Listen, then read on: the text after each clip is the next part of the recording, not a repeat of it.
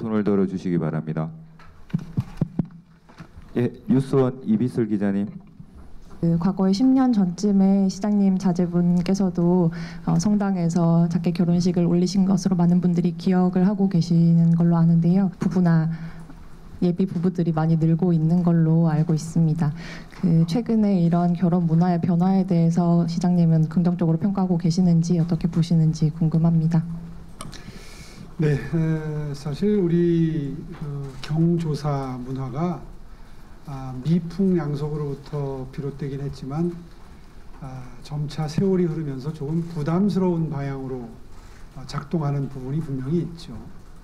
과거에 경제적으로 모두 다 여유롭지 못하던 시절에 집안의 큰 행사, 뭐 결혼이라든가 또 장례식이라든가 치르게 되면 많은 비용이 들 수밖에 없기 때문에 이제 그럴 때 십시일반 조금씩 돕는 일종의 상호 부조 문화가 생겨났던 게 축의금이나 부의금 이런 존재인데요. 최근 들어서 이게 더 심화되는 경향도 있고, 그리고 결혼 안 하는 분들도 계시다 보니까 형평의 문제도 생기는 것 같고, 그래서 생기는 또 아주 이색적인 새로운 어떤 사회적인 분위기도 얼마 전에 보도되는 걸 보았습니다. 분명히 미풍양속에서 비롯되긴 했지만 아마 시간이 흐를수록 조금은 좀 큰 틀에서는 벗어나서 검소하고 실속 있는 결혼식 문화가 생겨나는 게 바람직하다는 게 아마 사회적인 공감대일 것입니다. 다만 기존에 지속되어 오던 관행처럼 지속되어 오던 상호 축의금이 주던 게 어느 순간 딱 칼로 무 자르듯이 잘라낼 수는 없는, 그렇게 하게 되면 이제 부작용도 있을 수 있고 섭섭한 분들도 생길 수 있기 때문에 하루아침에 큰 변화를 자기적으로 만들어내는 건 어렵다고 생각합니다. 그래서 서울시가 이런 공공예식장을 많이 운영을 해서 지나치게 호화롭게 결혼 문화가 흘러가는 것도 조금 제어할 필요가 있고, 그리고 오늘 보셨으면 알겠습니다만은 상당수의 예식장이 한 50명 정도 규모의 작은 결혼식에 어울릴 법한 공간들도 오늘 많이 포함이 됐는데요. 그런 공간들을 활용하도록 유도를 해서 결혼 문화를 바람직한 방향으로 조금씩 바꿔갈 필요가 있겠다 하는 서울시의 철학이 반영된 발표입니다. 아까 제 개인적인 기억을 잠깐 언급을 해주셨는데, 저도 딸 둘 시집 보내면서 이른바 작은 결혼식을 했었습니다. 성당을 이용을 했고 청첩을 하지 않았고, 그러다 보니까 결혼식 끝나고 나서 어떻게 나한테는 연락도 안 했냐 이렇게 취지를 이해를 못 하시면서 좀 섭섭해 하시는 분들도 계시는 그런 부작용도 있었는데, 어쨌든 굉장히 저 나름대로는 모범 사례를 실천하기 위해서 노력을 했던 사례 중에 하나입니다. 지금도 후회는 없고요. 이제 사회 지도층일수록 이런 문화를 좀 솔선수범하는 그런 사회 분위기가 좀 더 진작이 됐으면 좋겠고요. 이제 그런 철학이 오늘 이 공공예식장 40군데 정도를 확보하는 것으로 서울시가 조그맣게 시작을 합니다. 물론 저고위 부위원장을 맡고 계신 주영환 부위원장님께서 각별히 관심을 가지고 저하고 의논을 하셔서 관심을 가지고 요즘에 호화 결혼식이 점차 늘어나고 있는 상황에서 공공예식장이 좀 그런 역할을 일정 부분 해주면 상당히 좋은 바람직한 결혼 문화를 만드는 데 도움이 되겠다 하는 말씀도 이런 발표에 상당히 영향을 미쳤습니다. 일단 오늘 발표를 보시면서 느끼셨겠지만 이제 시작입니다. 시민 여러분들의 반응을 보아가면서 부족한 것은 더 보충하고, 또 좋은 아이디어를 주시면 새로운 장소를 추가해서 이런 바람직한 결혼 문화를 만들어가기 위해서 서울시가 계속 앞장서 나가도록 하겠습니다. 예, 시장님께 질문하실 기자님 손을 들어주십시오. 예, 아시아투데이 박아람 기자님. 네, 시장님 서교문화센터 같은 문화공연장을 웨딩홀로 활용하면 일부 예술인들의 반대가 있을 것 같은데 어떻게 조율해 나갈 계획이신지 궁금합니다. 네, 사실 그런 점이 가장 실무적으로 난점이고 고민거리였습니다. 그런데 운영의 묘를 잘 살리면 충분히 양립 가능하다는 판단을 했습니다. 사실 문화, 예술, 엔터테인먼트 공간의 경우에는 적어도 수개월, 길게는 1, 2년 전에 이벤트가 계획이 되잖아요. 결혼식도 마찬가지입니다. 수개월 앞두고 혹은 1년 앞두고 결혼식 날짜를 잡기 때문에 그 충돌이 최소화될 수 있다고 생각합니다. 미리 조정을 한다 그러면 충분히 문화 공연을 상정해서 만들어진 공간의 경우에는 우선순위를 문화 공연에 주고 한 6개월, 3개월 전까지도 날짜가 잡히지 않은 빈 날짜들이 있을 수 있지 않습니까? 이런 것들을 예약 과정에서 잘 조절을 하게 된다 그러면 공간 이용의 활성화 내지는 이용의 효율화를 극대화할 수 있다 하는 관점에서 몇 군데는 그렇게 그런 공간들이 지금 여기에 들어와 있고요. 이제 운영을 해보겠습니다. 하면서 또 여러 가지 시행착오를 겪으면서 아마 그 비율 조정이나 추가로 이런 공간을 확보할 때 주의해야 될 점 같은 게 나타나게 되겠죠. 그렇게 운영해가면서 해결해 나가도록 하겠습니다. 여성가족실장님께서 답변 드리도록 하겠습니다. 예, 질문하실 기자님 손을 들어주십시오. 예, 대한 브리핑이 될 수도 있는 시간에 함께할 수 있는 기회가 돼서 영광이라는 말을 드리고 싶습니다. 네, 감사합니다. 저희가 사실 이 공간을 탐색하면서 가장 염두에 뒀던 부분이 교통 편의였습니다. 그래서 대부분은 지하철역에서 10분 이내 거리에 있고요. 이제 특별하게 제가 안내를 일단 대중교통을 이용해 주십사 안내를 할 거고, 그리고 주변에 공영 주차장 말씀하신 그런 주차장도 이용할 수 있도록 협의하고, 또 필요한 경우에는 셔틀버스가 시간당 한 30만 원이라고 해요. 그래서 셔틀버스도 운영하는 것으로, 다만 이 자체가 소규모 또 마이크로 웨딩이기 때문에 그 부분은 그렇게까지 큰 문제는 아닐 것으로 일단은 생각하고 있습니다. 네. 식사 부분도 지금은 그러니까 그 대부분 도시락이랄지 케이터링으로 하고 있어요. 현재도. 근데 만약에 식사가 정말 제공이 불가한 공간이면 저희가 인근 식당하고 이렇게 피로연을 하게 하거나 아니면 미리 양해를 구하고 답례품으로 하는 것도 권장할 계획입니다. 네. 예, 질문하실 기자님 손을 들어주십시오. 예, 헤럴드 경제 박병국 기자님. 누구 손 그 다른 지자체를 보면 그 청사 광장에서도 이제 결혼식을 하는데, 그 광주시나 이런 데 보면은 이제 잔디광장에서 결혼식을 하는데, 시청 광장이나 이런 것들을 이제 결혼식장으로 내주는 것 검토하고 계시는지. 시청 광장이나 광화문 광장 부분은 사실은 그 광장위원회에서 신청을 받아서 사용 승인을 해주는 그 시스템이 있어서 이제 그쪽 부서하고 협의를 해야 될 텐데요. 그래서 저희가 여기 아까 그 이색 공간에서 결혼하고 싶다 신청을 받으면 시가 직접 관리하거나 운영하는 시설이나 공간에 대한 부분은 부서 협의를 거쳐 사용 승인을 해드리겠다고 했는데요. 이제 그 부분으로 신청은 들어올 수 있습니다. 그렇지만 저희가 전형적인 그 시의 공공 결혼식장으로는 지정을 하지 않았습니다. 왜냐하면 거기는 그 공공 결혼식보다는 대다수 시민들이 어떤 큰 행사나 이런 거로 좀 사용하게 되어 있어서 아무튼 그쪽 관리 지침, 관리 체계를 좀 따르는 게 맞을 것 같습니다.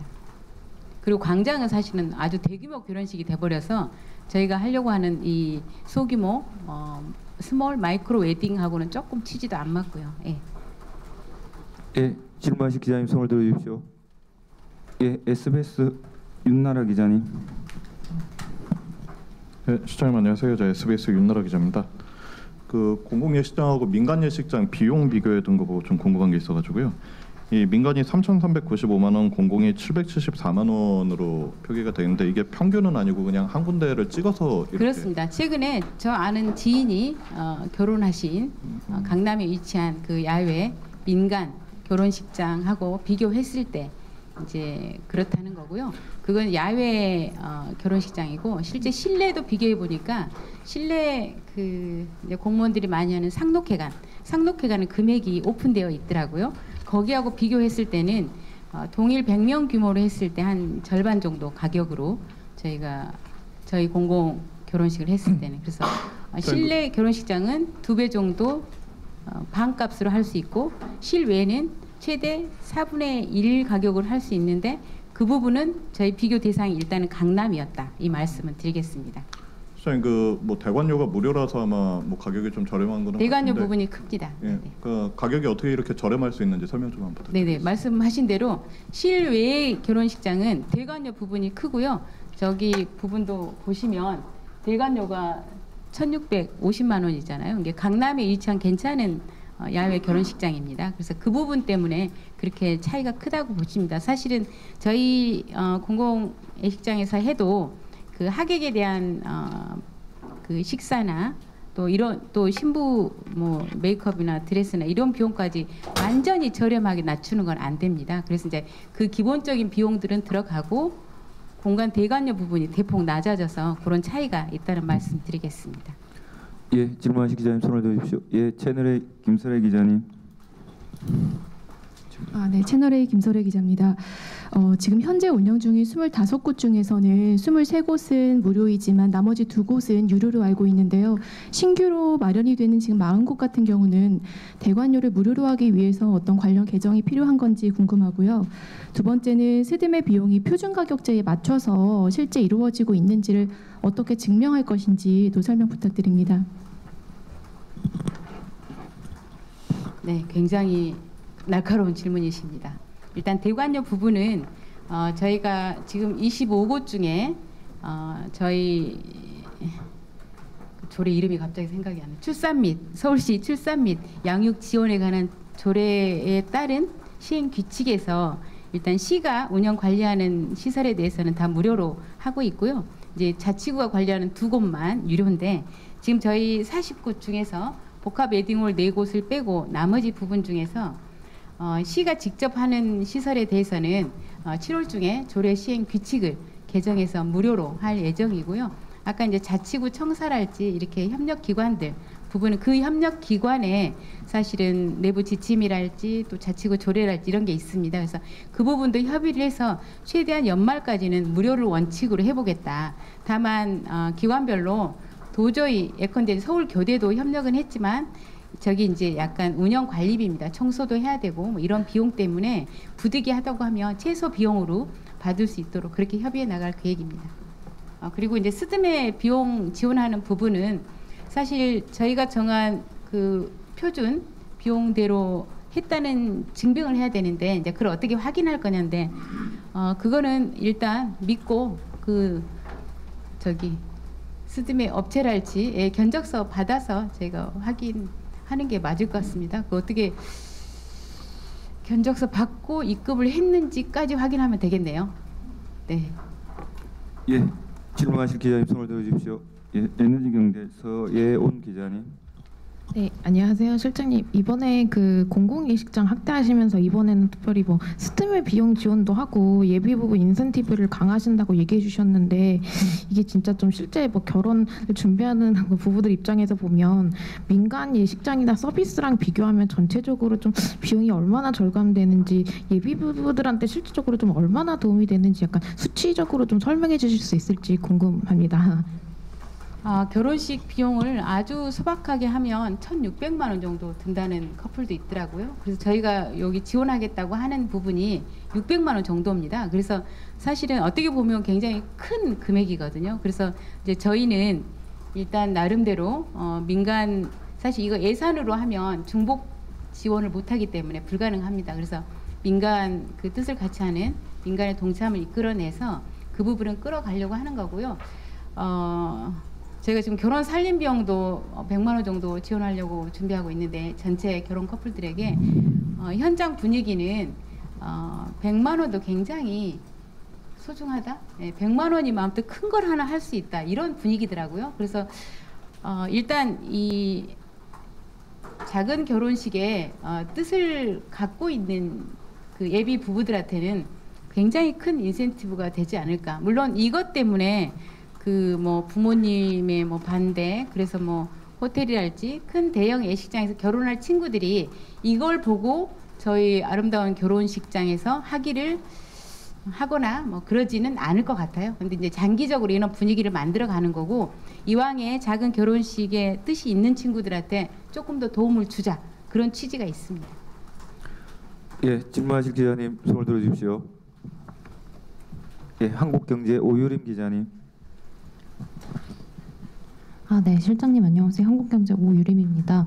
그 이 공공예식장 사업이 서울 거주 생활하는 그 외국인들도 대상에 이제 포함이 되는지, 시행 이래 사례가 뭐 어느 정도 있었는지 저희가 궁금합니다. 지금 그 공공예식장 시즌 1을 하면서 처음에는 서울에 거주하는 예비 부부만 대상으로, 이게 신랑이나 신부가 서울에 거주하는 경우에만 했다가, 지금은 서울에 직장을 두고 있거나 학교에 재학 중인, 그러니까 생활 인구라고 하죠. 서울에서 생활하고 계신 분들도 저희가 대상으로 했고요.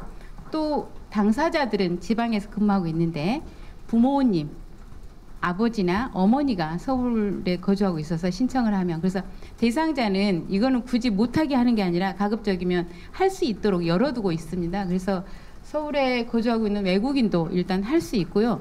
그 구체적으로 외국인이 몇 분 하셨는지는 그 데이터는 좀 확인해서 이따 알려드리겠습니다.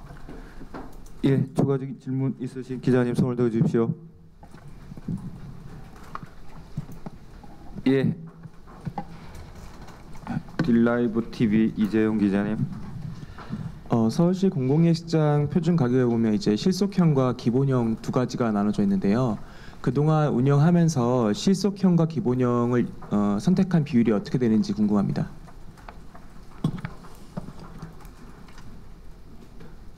데이터를 알려줘야 되는데, 일단 실속형과 기본형은 그동안은 사실은 그걸 선택하면 어떤 인센티브나 이런 게 없어서 저희가 이제 협력 업체하고 이렇게 조금 관여하면서 협력 업체가 이런 식으로 결혼하는 커플들한테 권고하고 운영하도록 이렇게 했던 거고요.